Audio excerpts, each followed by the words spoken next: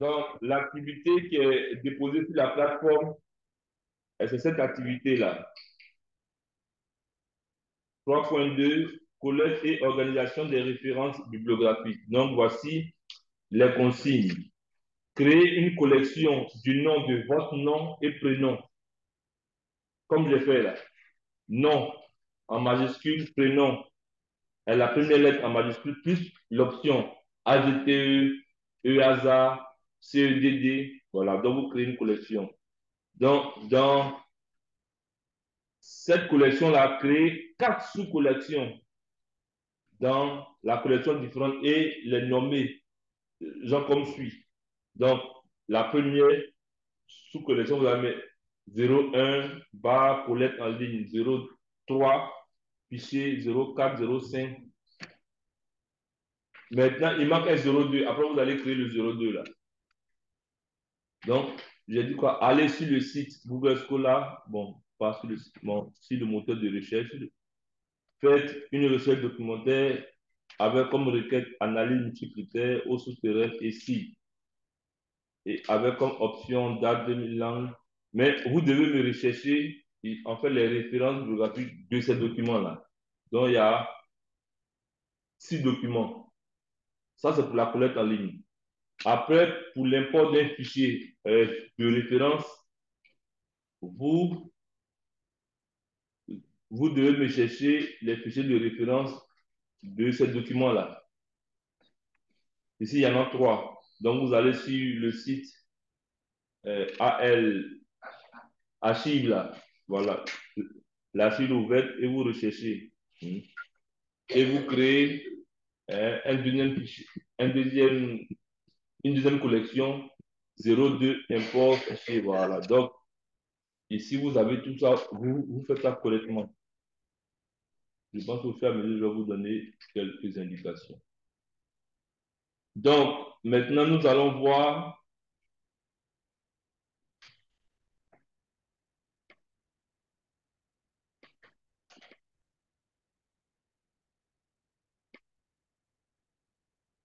donc, nous allons voir un peu les règles. Comment, euh, comment on fait la structure d'un mémoire de master. Donc, vous savez que le mémoire de master, c'est une initiation à la recherche.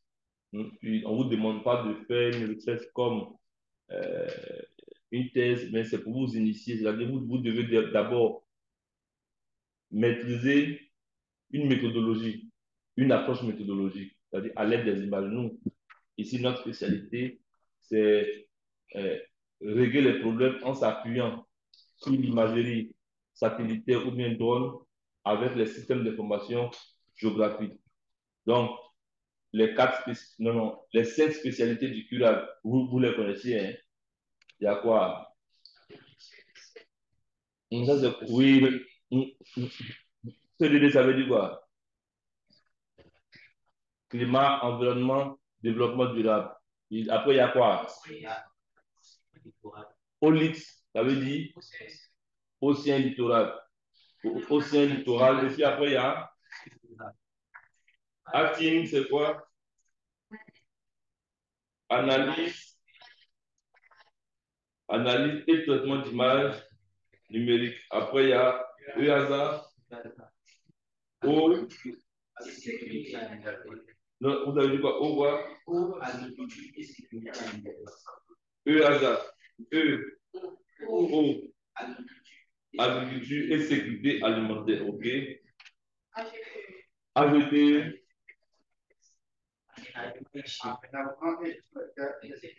et des écosystèmes. Voilà. Donc, vous connaissez au moins vos 5 spécialités. OK.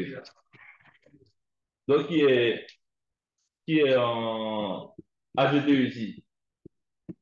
AGT, vous êtes au moins EASA. Ah, bien sûr, même. Peut-être. Donc, Non, pour ça, il n'est pas seul, il y a d'autres en ligne. oui. Attendez, il y a ceux qui sont en ligne qui veulent s'exprimer aussi. Oui, professeur, je vous avais dit Oui, qu'il y a EASA en ligne aussi. il y a en ligne aussi. Ok, d'accord. Donc, voici donc ici, vous allez. Donc, normalement, vous avez des sujets qui sont en rapport avec vos options.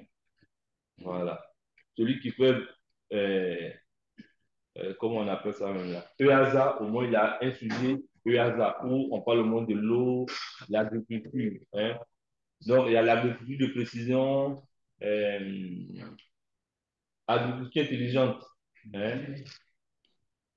Donc, donc ici, l'étudiant en master est en apprentissage. Hein. On va dire c'est un apprenti chercheur. Donc, la structure du mémoire. Donc, quand vous allez, vous voyez la structure du mémoire, vous avez d'abord ce qu'on appelle la page de couverture. La page de couverture qui donne un peu euh, l'année académique, euh, l'université, l'UFR, le nom du diplôme, c'est-à-dire c'est master avec tout ce qui a option comme spécialité. Voilà. Donc, et vous avez votre nom, vous avez le nom de l'encadrant et vous avez les membres du jury. Et puis la date exacte de la soutenante. Normalement, la page de garde est différente de la page de couverture. Mais ici, le plus souvent, on fait la page de couverture en couleur, c'est pas ça. Et puis la page de garde qui devait être normalement un résumé de la page de couverture. Donc, mais on fait une page de garde, on met ça en blanc noir. Après, on a la dédicace. Et la dédicace, c'est quelque chose de particulier. Vous n'êtes pas obligé. Hein. Si elle veut dédier, elle veut faire une dédicace puis à son fiancé, elle met tant, je dédie ce mémoire de mars à moi. Mais ça va rester, on va plus changer. Donc, si le fiancé après te change, le nouveau ne va pas voir son truc. Donc, c'est pourquoi il faut être sûr. Voilà. Donc, parce que moi, la version, il y a dédié à tel fiancé. Après, si peut-être maintenant, pour la thèse, peut-être il y a une autre encore, bon, c'est un peu bizarre. C'est pourquoi hein, c'est les parents, les amis, peut-être ceux qui vous aident. Voilà. Maintenant, si vous êtes marié, ou bien si vous êtes fiancé, là, c'est autre chose. Ou bien peut-être un enfant. Si vous avez votre enfant, peut-être, voilà, un bon enfant. Voilà. Parce que peut-être, quand vous étiez en train d'écrire, l'enfant, à ce moment-là même, donc l'enfant, à ce moment, il était tout petit, hein, il t'était, il passe par là. Donc, on se sent, voilà. Donc, c'est un peu ça. Et après, on a les remerciements. Oh, c'est Akishi ou bien, comment ça s'appelle? Non, non, non. Hein, restez tranquille. Donc, maintenant, on a les remerciements. Ça, c'est très important. Au niveau des remerciements, il faut suivre l'ordre hiérarchique. Normalement, on commence par qui? Non, non, non, non. Ici, on a l'université. Bon, bon, d'autres commencent par le président de bon jusqu'au président de l'université. Mais si l'habitude ici, l'usage, c'est de commencer déjà par le doyen de l'UFR d'abord. Voilà.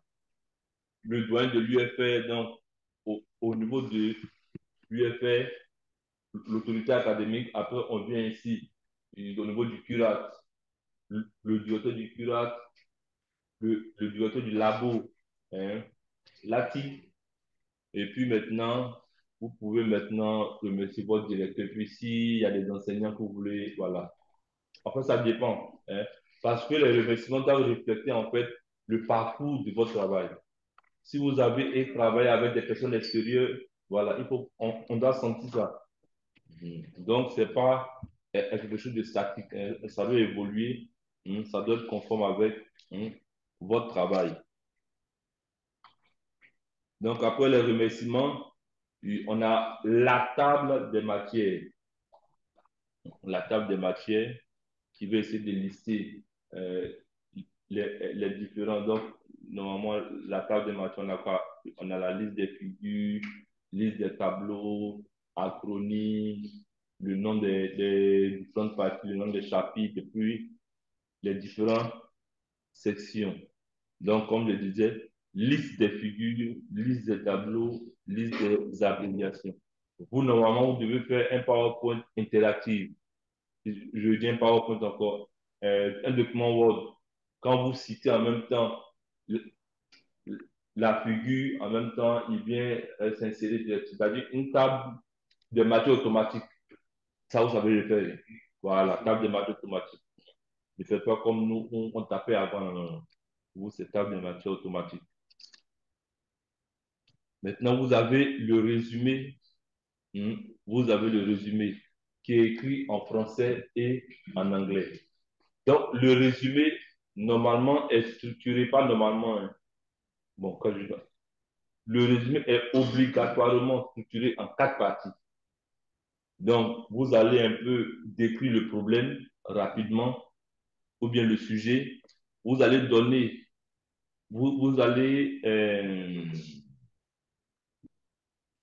dire les données et la méthode que vous avez utilisée. Vous allez présenter les résultats pertinents et vous allez nous dire l'impact de vos résultats là. L'impact, c'est-à-dire quoi? L'impact sur la société ou bien l'impact en recherche. Hein, parce qu'il ne faudrait pas simplement présenter les résultats, mais il faut montrer l'impact hein, de ce qu'on a fait. Ça va impacter qui? C'est important pour qui? Voilà, donc c'est comme ça, le résumé doit être structuré. Et normalement, il doit être en connexion avec le titre. Donc, votre résumé, normalement, ne doit pas excéder 300 mots. Mais ici, on va vous demander de ne pas excéder une page. Normalement, le résumé, ça doit tenir au moins une demi-page ou bien, voilà.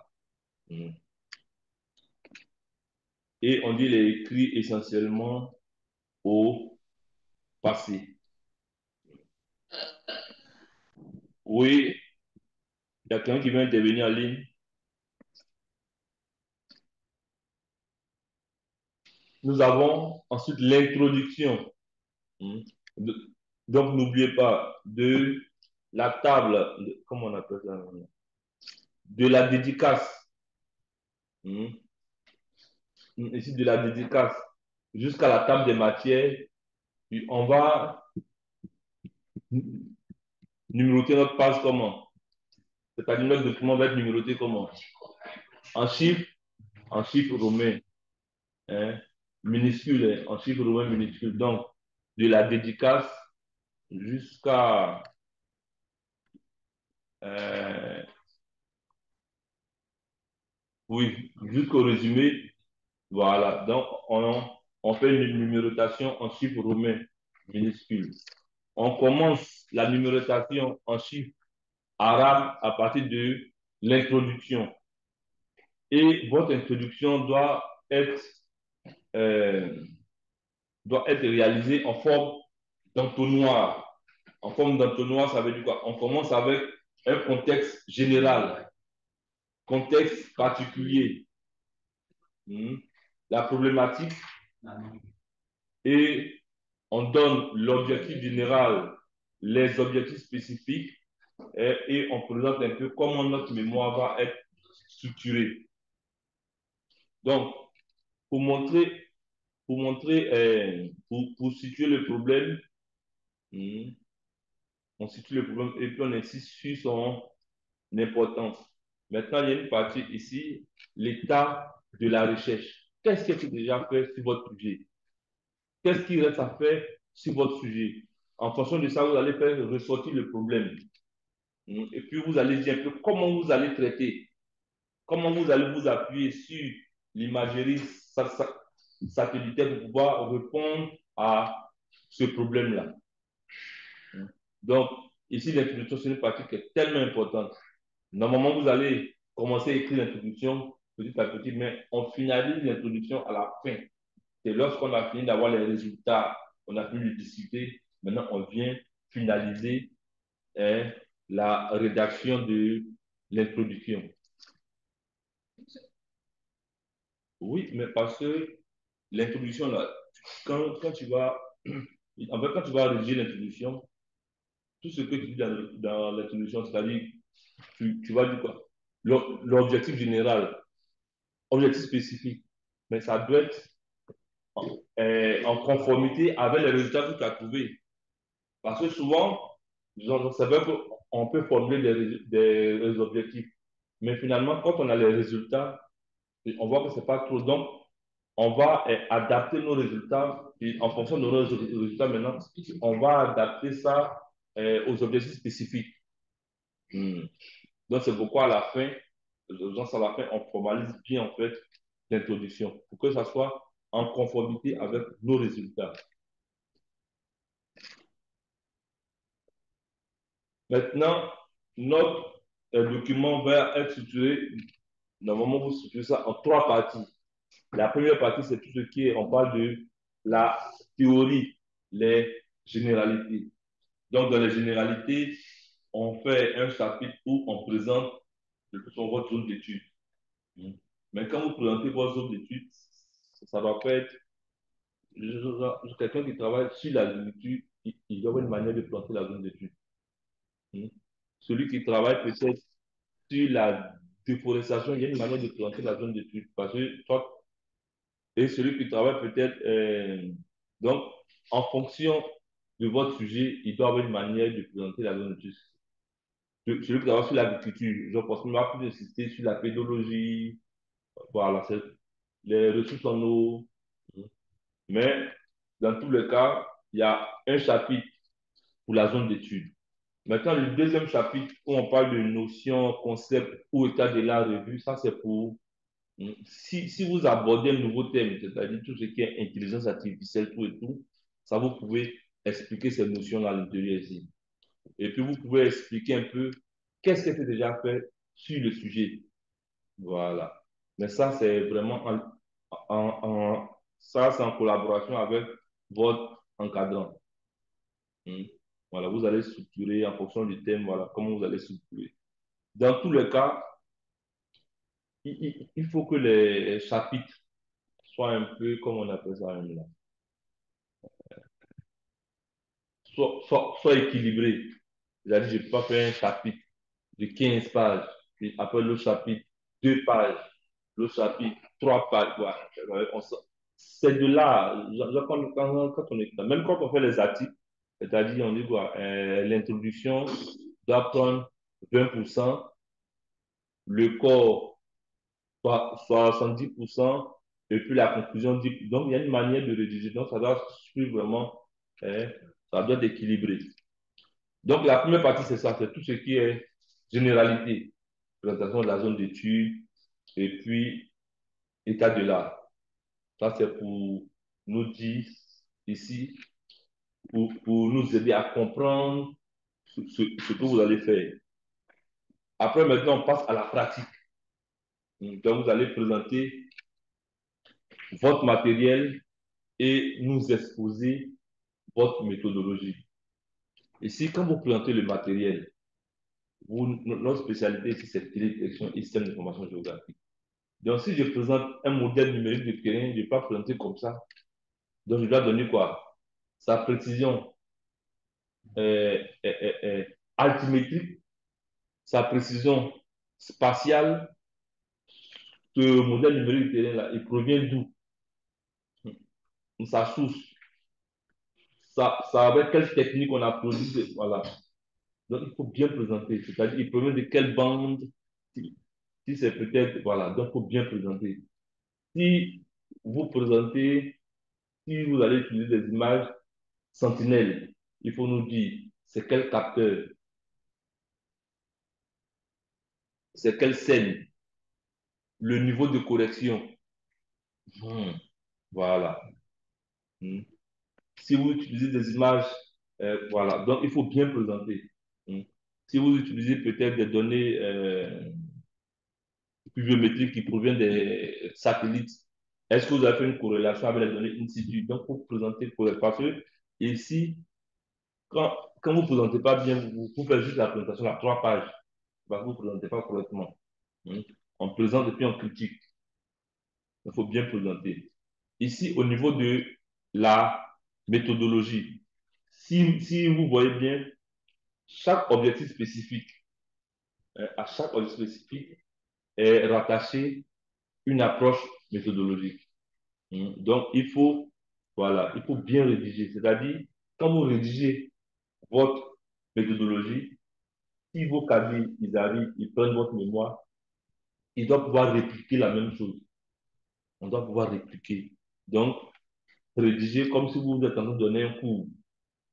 Voilà. Donc, la première étape, voici ce qu'on appelle. Après, voici ce qu'on a. Voilà. Il faut bien rédiger. Bien rédiger. Et normalement, chaque chapitre, hein, on termine chaque chapitre par une conclusion partielle. Parce que comme on le dit en science, on rédige en se posant, puis en disant trois choses. On dit ce qu'on va dire, on le dit, et après on dit ce qu'on a dit. Voilà, c'est tout, ces trois formes-là qu'il faut rédiger. Enfin, nous avons maintenant la partie résultat et discussion. Parce que si vous rédigez en termes de partie, ça veut dire qu'une partie au monde a comporté au minimum deux chapitres. Voilà. Donc, on a la première partie qui est la généralité, qui comporte au moins le premier chapitre qui présente la zone d'étude. Le deuxième chapitre qui fait un peu l'état de l'art. On a la partie 2 qui présente le matériel et l'approche méthodologique. On a partie 3 qui va vous présenter les résultats et discussions. Normalement, ici, il n'y a pas quelque chose de figé. Mais moi, ce que je conseille, c'est-à-dire c'est de structurer les chapitres ici en fonction des objectifs spécifiques. Donc, dans le chapitre 5, peut-être on peut prendre objectif spécifique 1 et 2, on les met ensemble. Et puis dans le chapitre 6, on prend peut-être l'objectif spécifique seulement 3. En fonction, parce que peut-être on a des objectifs spécifiques qui ont demandé plus de travail en fait. Donc, où on a plus de résultats. Lui, peut-être tu vas le mettre seul. Là, ça vous permet aussi d'harmoniser en termes d'équilibre des pages. Maintenant, il y a d'autres. Soit ils font un chapitre résultat, et puis après ils font un chapitre maintenant discussion. Mais si, est-ce que vous arrivez à discuter correctement? En fait, c'est ça le problème. Donc, moi, je préfère, quand on présente les résultats pour un objectif spécifique, on fait la partie des résultats et puis après, on fait une discussion en même temps. Mais ça dépend. Voilà, ça dépend de vous. À force de lire plusieurs masters, thèses, voilà, vous-même, vous allez voir ce qui sied à votre sujet. Donc, on a dit que les résultats, présentation globale de ce qui a été déjà fait, mise en valeur des résultats significatifs en décrivant les faits sans les interpréter. Donc, est écrit au présent et au passé. OK. Normalement, quand on est dans la partie résultats, où on présente les résultats, normalement, on ne doit pas avoir d'auteur. Normalement, puisque vous présentez vos résultats, c'est-à-dire on présente les résultats en termes de cartes, tableaux, graphiques, voilà. Donc, il ne doit pas avoir ici d'auteur. Et puis, on a toujours cité, quand vous présentez une figure, il faut citer. Parce que souvent, on voit la figure, on voit figure 3 dans le texte, mais cette figure n'est pas citée. Mais cette figure n'est pas citée. Donc, tout ce qui est figure, tableau, il faut les citer. Et puis, il faut voir, est-ce que pour ce résultat-là, c'est bien un tableau où il y a beaucoup de chiffres, ou bien je vais faire une courbe. Voilà. C'est quelle illustration qui va faire mieux ressortir ce qui semble. Délégué, c'est toi-même. Ici, non. Quand tu fais, oui, oui. C'est pourquoi, c'est pour suivre la vente de tes terrains, là, c'est ça, tu es tout connecté. Donc, il faut voir, c'est quelle illustration qui sied. Un tableau, une figure, une carte, et puis il faut bien, hein, il faut, comme on appelle ça là, il faut bien édicter. Ici, vous faites déjà ce qu'on appelle la sémiologie graphique. Voilà, vous n'avez pas commencé le cours. Normalement, quand vous allez faire des cartes, Voilà, ça doit être bien présenté. Voilà. Parce qu'il y a des codes de couleurs. Voilà. Voilà. Il faut bien présenter les cartes. Si vous, si vous présentez, c'est-à-dire quand vous faites la présentation de la zone d'étude, notre zone d'étude est située entre peut-être longitude, latitude. À l'est, on voit tel pays ou bien telle région. Quand vous dites à l'est, on voit telle région là. Normalement, sur la pays, on doit pouvoir voir aussi. Voilà. Puisque vous, voilà. Donc, ça doit être, c'est-à-dire, ce que vous dites là doit être en conformité avec votre figure. Il ne faut pas prendre les choses, copier, coller, copier. Ça doit être en conformité avec votre figure. Et quand on regarde la figure, ce que vous dites là, et puis on voit, ah oui, ok. Il y a, il y a vraiment, euh, c'est vraiment synchronisé. Maintenant, au niveau de la discussion, hein, comment il faut faire la discussion? Normalement, quand vous discutez, on peut discuter quoi? Sur les données. On peut discuter sur les données. Parce que d'autres travaux ont utilisé tel type de données. Vous avez utilisé tel type de données. Donc, vous pouvez discuter sur les données. Vous pouvez discuter sur la méthodologie. Hein. Si ils ont calculé leur évapotranspiration avec la méthode de Tonway, pour vous, Pellman.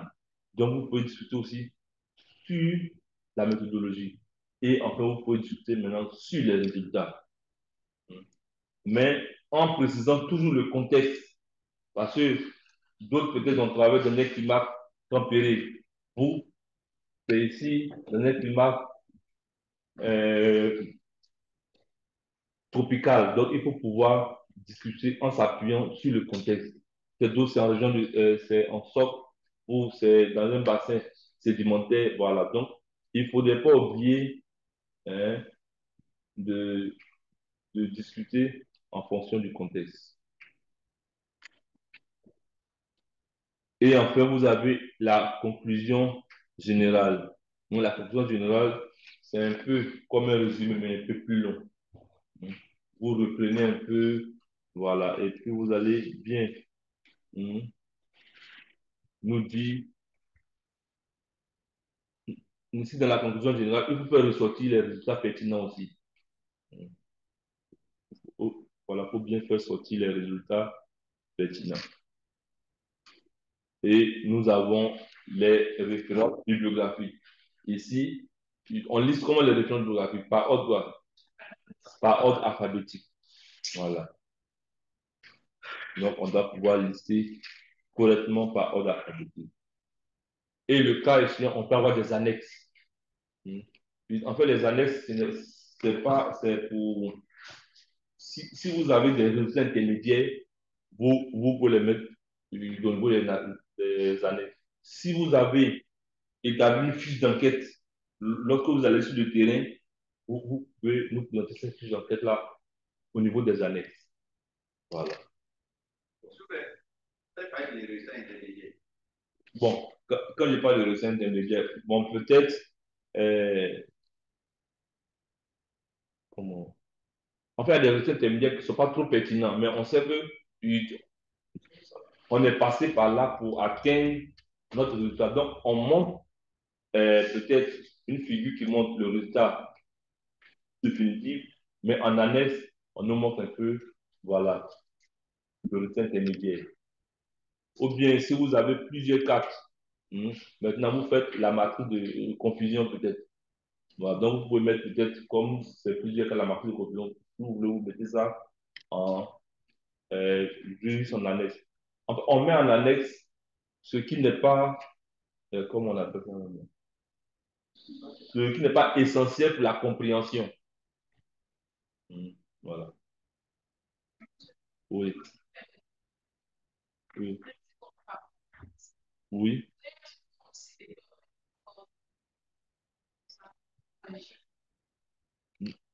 Comment dire? Non.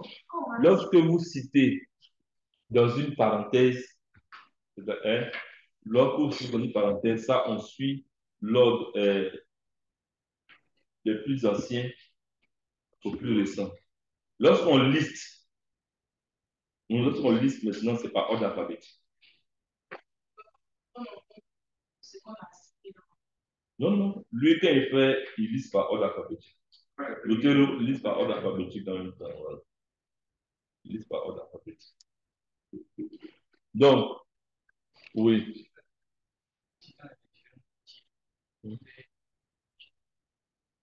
Généralité, matériel et méthode, résultat et décision. Si, on commence par l'introduction. Donc, on commence l'introduction, on commence à numéroter ça en chiffres arabes. Maintenant, quand vous mettez partie, partie 1, généralité, normalement, cette feuille-là n'est pas numérotée et puis n'est pas comptabilisée. Voilà. Donc, ça veut dire quoi? Si mon introduction, je commence page 1, page 2, introduction. Donc, le chapitre 1 doit commencer par la page 3. Même si c'est une page intercalaire. Voilà, intermédiaire, non, non, ça, on ne comptabilise pas en fait. C'est une page intercalaire. Voilà. Voilà. Donc, ici, vous devez structurer vos chapitres le plus souvent à 3 niveaux seulement. À 3 niveaux. Donc, on a peut-être un premier titre, sous-titre, sous-sous-titre. C'est bon, quoi. Donc, à 3 niveaux. Maintenant, si vous voulez faire, donc, vous pouvez utiliser peut-être maintenant des puces. Voilà. Donc, j'aime mieux quoi, se limiter à 3 niveaux maximum à l'intérieur d'un chapitre. Et puis, n'oubliez pas, même quand on écrit en majuscule, il faut accentuer. Maintenant, en français, c'est ça qui est la norme. Puis, avant qu'on écrit en majuscule, on ne pas oublier de mettre les accents. Il y a une option, vous allez sur accentuer, là, il va détecter les fautes. Donc, il faut accentuer. C'est pourquoi c'est bien d'écrire d'abord en minuscule et puis après maintenant de mettre automatiquement en majuscule. Là, vous n'avez pas de souci.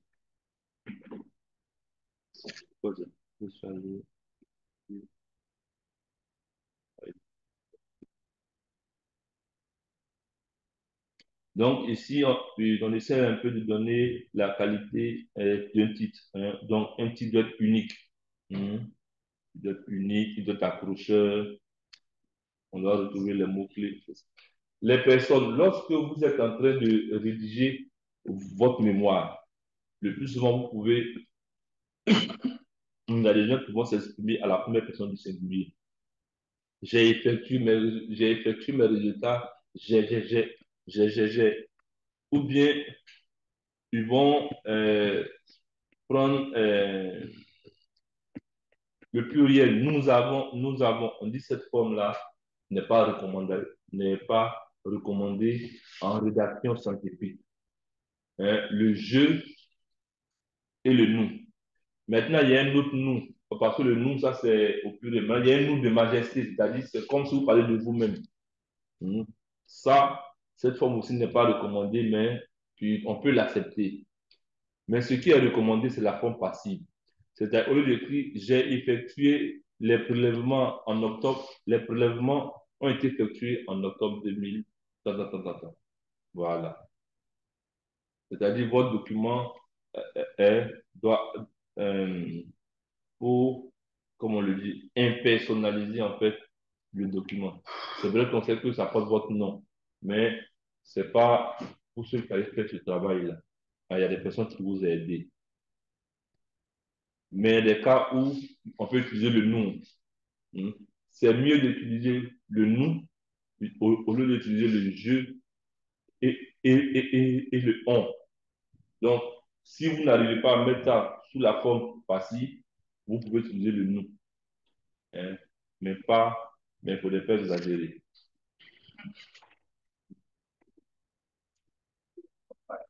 Voilà. Donc, on a tout ce qui est point virgule, 2 points. Bon. Il a dit quoi? OK. Donc, donc, ici, donc ici, on a quelques signes. Hmm. Comment, comment écrire? Même ceux qui, c'est-à-dire, quand on écrit en anglais, c'est-à-dire, si vous avez 2,75%, Mais vous savez que quand on écrit en anglais, c'est-à-dire quand on fait l'absence là, on ne met pas deux virgules, on met deux points. Donc en anglais, c'est des points. Mais en français, virgule. Donc il y a des règles de typographie à suivre. Mhm. On sait que euh, après une virgule, il y a espace. Il y a espace avant point virgule, il y a espace après point virgule. Donc il faut respecter. Maintenant, les pourcentages là, souvent, ici on met espace avant. Si vous collez les pourcentages avec les chiffres, il faut coller ça dans tout le document. C'est-à-dire, en fait, votre document ne peut pas être harmonisé. À un côté, vous collez, puis de l'autre côté, vous ne collez pas. Ou bien, vous écrivez les noms puis en majuscule, puis depuis pour d'autres, vous écrivez en minuscule. Donc, on va vous poser la question, pourquoi tu écris moi mon nom en minuscule et puis pour toi, tu écris en majuscule? Voilà. Comme pour toi, c'est plus important que pour moi. Donc, il faut harmoniser. Voilà. Sinon, on va vous frapper comme ça sur les histoires de formes. Voilà, voilà, pour vous fatiguer un peu.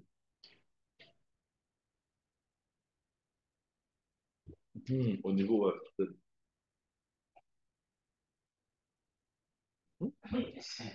qu'est-ce qui se passe? Pourquoi un peu de sport? Vous n'êtes pas dedans aussi. Bon, d'accord. Maintenant, souvent on utilise le terme in.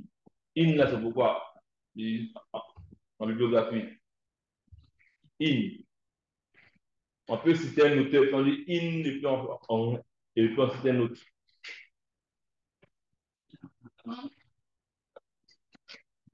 Bon, on sait que c'est titre. Le gars, il écrit quoi?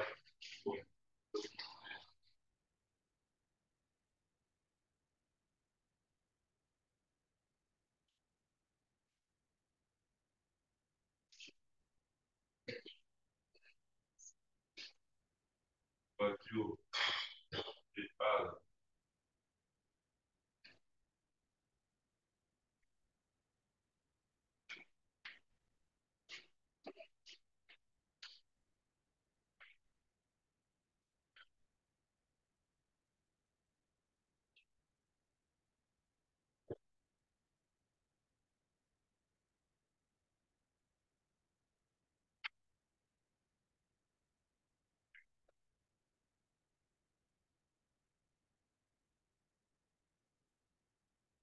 Ça veut dire quoi là? Quadio et al. 2023, in Adam 2017.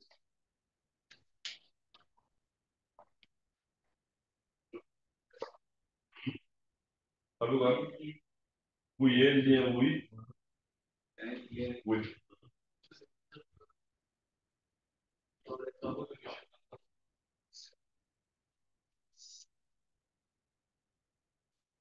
Voilà. Donc, c'est-à-dire, j'ai peut-être une source, mais moi, je n'arrive pas à avoir cette source-là.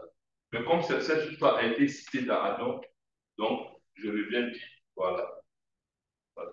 Cette source-là, voilà, c'est-à-dire, j'ai retrouvé cette source-là dans tel document in. Hmm, voilà. Voilà. In dans, voilà. Maintenant, ça doit être une logique. Est-ce que, ici, donc ça veut dire quoi? Quadio, donc lui, il a fait son titre en 2003. Je viens le retrouver en 2007. Mais est-ce que si lui, il a fait en 2015, est-ce que je peux le retrouver en 2007? Ah, voilà, c'est bizarre.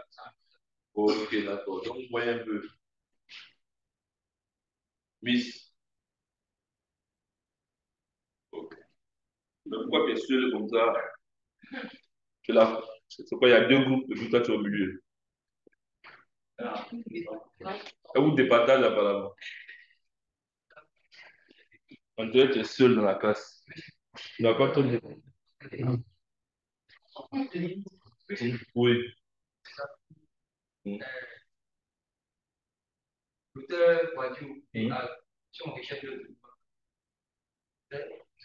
On n'a plus besoin de mettre in. Bon. Puisqu'on n'a pas les références en fait. Hmm. Mais nous, on a la référence de Adam.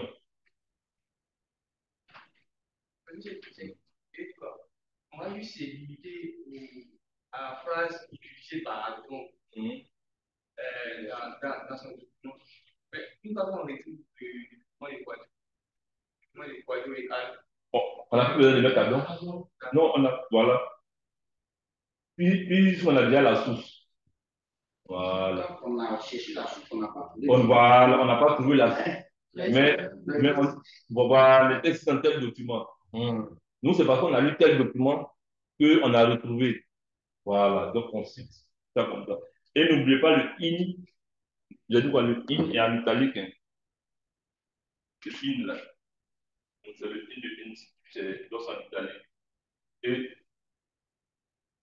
et le a aussi. Tout ça, c'est en italique aussi.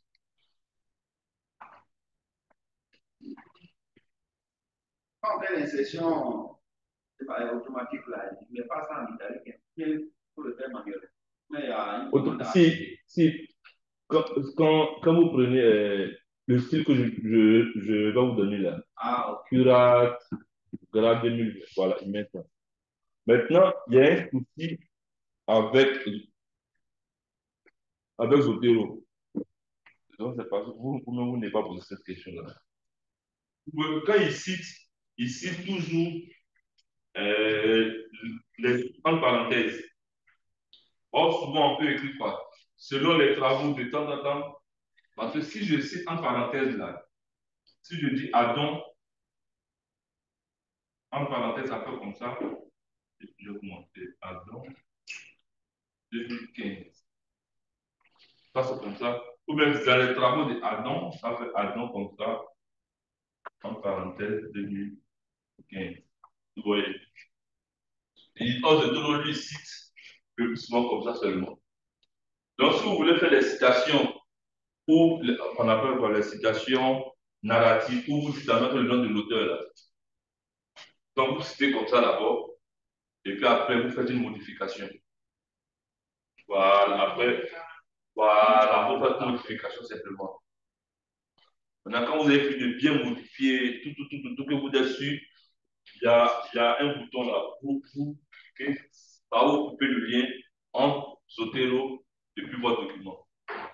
Voilà. Ou bien vous convertissez en PDF en même temps. Voilà, voilà. Donc, il faut suivre, voilà. La question.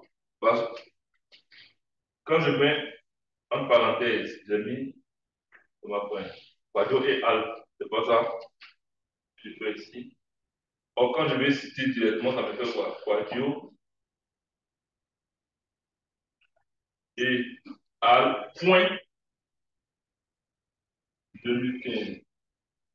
Qui est différent de Quadio et Al, point, figure. Vous voyez la différence? Donc, faut bien remarquer ça. Ma question. Oui. Entre les deux styles, Oui. est-ce qu'il y a une spécificité pour dire que quand vous êtes dans tel cadre, vous êtes tel style, quand vous êtes dans tel style, bon, le plus souvent,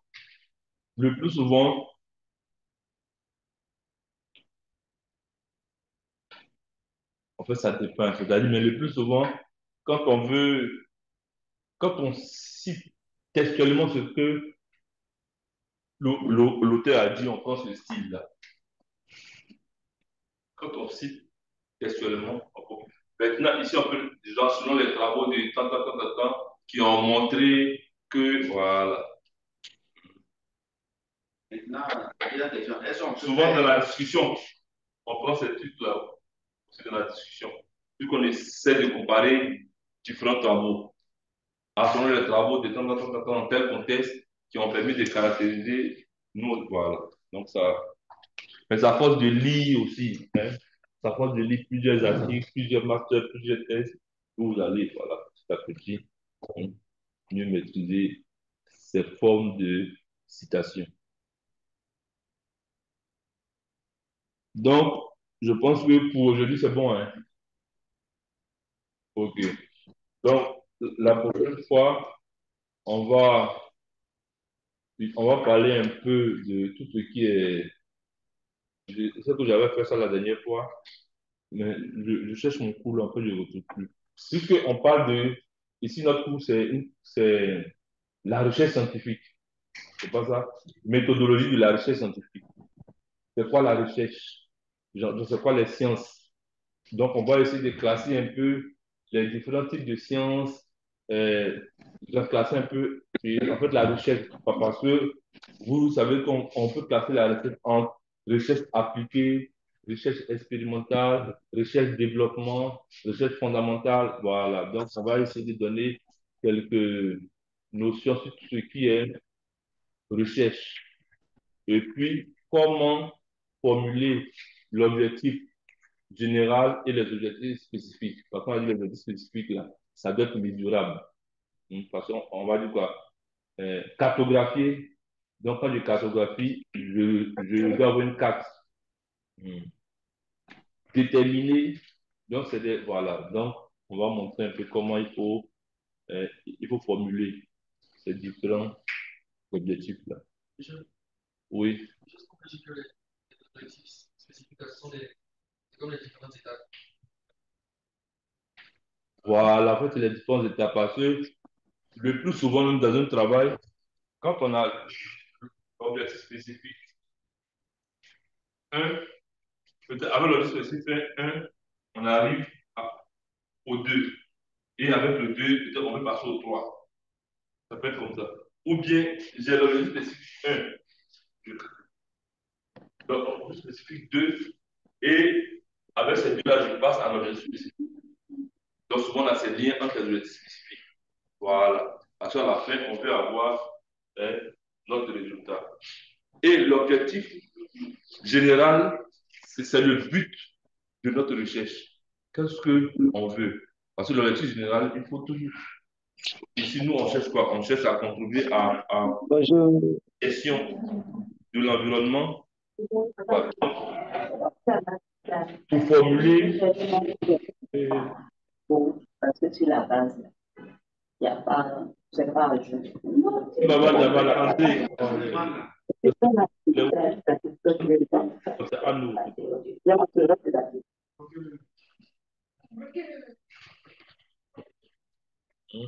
Donc, on va montrer comment on fait une bonne pour formuler Hmm? Non, je vais vous remettre la charte de l'UFM. Normalement, on dit que ça ne doit pas excéder 70 pages. Oui, oui. Donc, regardez si la plateforme. Est-ce que j'ai mis.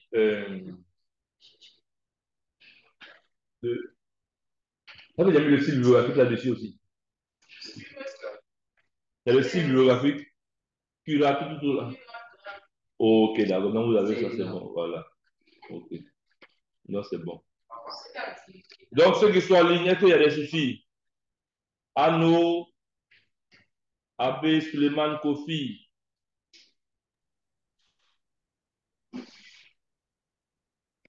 C'est bon? Bonjour. Ça va? Mais j'espère que vous avez Oui, pu. ça va. Ok, d'accord. Donc, ceux qui Oui, il y sont... a des choses que je n'ai pas suivies au début, mais je pense que après, je vais reprendre pour bien suivre. Ok, d'accord. Donc, j'espère que vous avez pu installer le logiciel et vous commencez à travailler déjà avec le logiciel. Donc, faites-moi un retour s'il y a des difficultés. Le Zotero, là, est-ce qu'il y a plusieurs versions, mais c'est un peu n'importe quelle là-dessus. Il y a plusieurs versions, mais quand vous arrivez sur le site, je pense que c'est le 6.0 qui est disponible actuellement. Ne prenez pas les versions en bien reçu. Voilà. D'accord.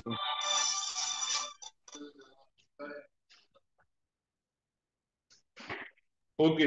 Allez, donc, on se retrouve demain. Non. On dit demain 11h. Non, on dit il y a un souci, donc je vois demain 11h. Non, non, non, non, on peut juste 2h du temps.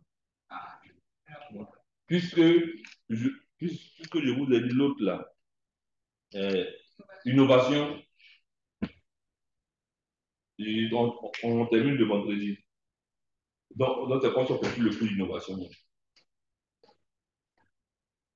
Innovation, on a fini en fait. Puisque on termine l'innovation le vendredi avec les exposés, puis voilà. Je l'ai exposé cette vendredi. Oui, j'ai bien entendu. Donc, vous avez déjà fait le cours tranquille? Allez, faites deux thèmes. Oui, le même thème, et puis faites ça. Voilà. Axel, prenez. C'est-à-dire pour un même thème. C'est-à-dire que vous pouvez faire 2 par thème. Oui.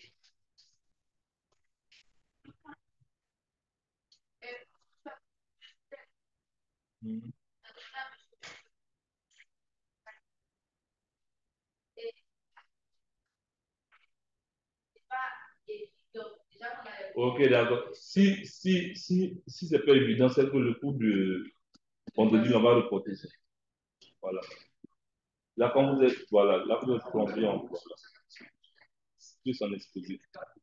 Ok.